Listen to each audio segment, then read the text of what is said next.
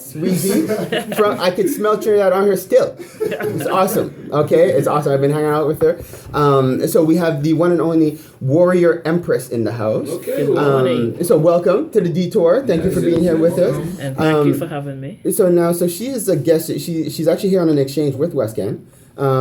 It's a cultural exchange. So if and we have a couple of minutes, but if you could just let the people know just quickly, like, who are you? Some of the things that you're working on. Right. And how we get in contact with you. Okay. Warrior Empress.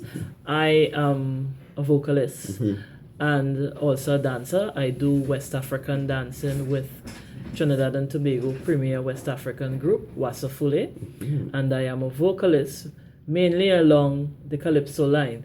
So when I heard earlier that someone said they can't listen to soca in November, I started cringing. Me too. Yeah. Me too. But I Sisters. say keep quiet. No, you know? talk your thing. Yeah, I say keep quiet because soca is calypso. It's like a subset of. Yes. There is no differentiation. We do the separation, but it's not correct to separate. Yes, Soca is calypso. Yeah. So I am.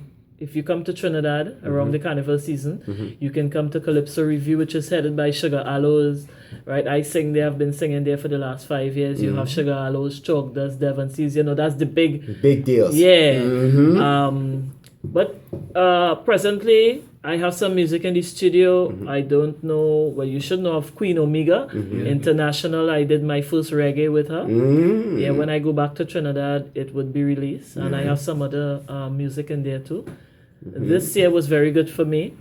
I was the reserve in the National Calypso Monarch. Okay. I made it as the first reserve. I was third in the National Calypso Queen Monarch.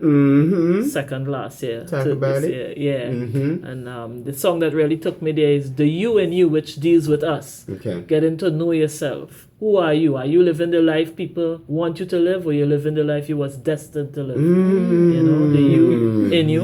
Check it out on YouTube. So much gems in the second hour of the show. That's what it is. And quickly, like you and I, we were chatting a little bit, and we spoke about your connection to the Yoruba tribe. And some of the work that you're doing. Like, if you just lightly want to touch a little bit, thank you. If you want to touch a little bit on that, just for people. Okay, so as I mentioned to you, off air, I'm a Ifa Orisha devotee, and I know Ifa is not new to most people here. And if it is new to those who don't know, you want to just let us know real quick what Ifa it is. let me try to simplify it. It's an oracle, and it's an oracle, a divine oracle that our ancestors used before.